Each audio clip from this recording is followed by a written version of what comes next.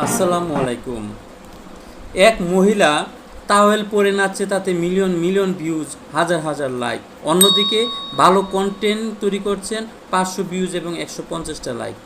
এটাই হয়ে গেছে ফেসবুকের আসল ছবি।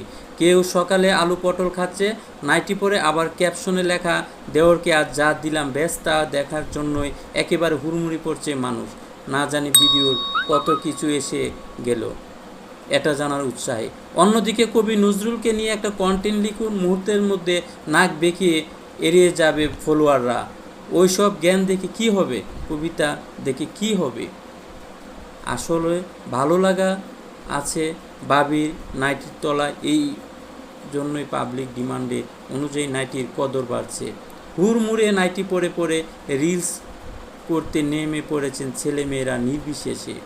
ও বাবা, তাতে আবার নাকি লক্ষ লক্ষ উপার্জনও হয়েছে। আর এই দেখে আর একদল ক্রিয়েটিভিটি বাড়াতে ছায়া পড়ে ভিডিও করা শুরু করেছে। মাঝবয়সী কিছু মহিলার কথা তো ছেড়েই দিন, তারা মুখে বলছেন জানের প্রেম করলে কত দুঃখ পেতে হয় কবিতার ভঙ্গিতে। তবে এই বলাতে ভিউজ বাড়ছে না, এটাতে ক্রিয়েটিভিটিও নেই।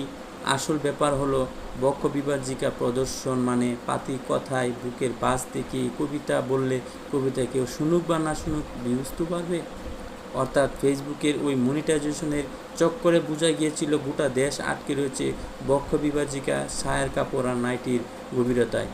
দেখুন তো আমি কি পরে আছি।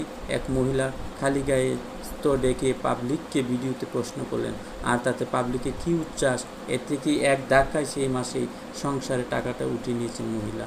কমেডিও তো দুর্দান্ত, কি দারুণ খিস্তি! কমেডি মানে এখন কে কত ভালো খিস্তি দিতে পারে, আর তাতেই পাবলিক হেসে ঘোরাঘুরি খাচ্ছে। কি মনে হয় এটাই সমাজ? এইভাবে পেট চালানো যায়? শিক্ষার দাম কি ভুলেই যাব আমরা? বাগিস রিলস থেকে আয় কমানো হয়েছে, নইলে আমার আপনার সন্তানকেও একদিন স্কুলে বসিয়ে শেখানো হতো পড়াশোনা করে লাভ নেই, ফেসবুক খুলে খুঁজে দেখো, খুঁজ দেখাও, তাতেই বাড়ি গাড়ি কিনতে পারবে। বা শেখানো হতো পাবলিক অ্যাট্রাক্ট করতে, বাপ দেওর কাকু বা শ্বশুরকে নিয়ে কেমন সেকুয়াল কন্টেন্ট বানানো যায়। এবার একটু নিজের রুচি বদলান, নইলে নতুন প্রজন্মকে আর কি শিখাবেন? সুতরাং আমরা আমাদের নতুন প্রজন্মকে ভালো কিছু শিক্ষা দিব। এসব থেকে আমরা সবসময় বিরত থাকব। আমরা চেষ্টা করব ভালো কিছু করার, আগামী প্রজন্মকে আমরা যেন ভালো কিছু দিতে পারি, আমরা সেই চেষ্টা করব।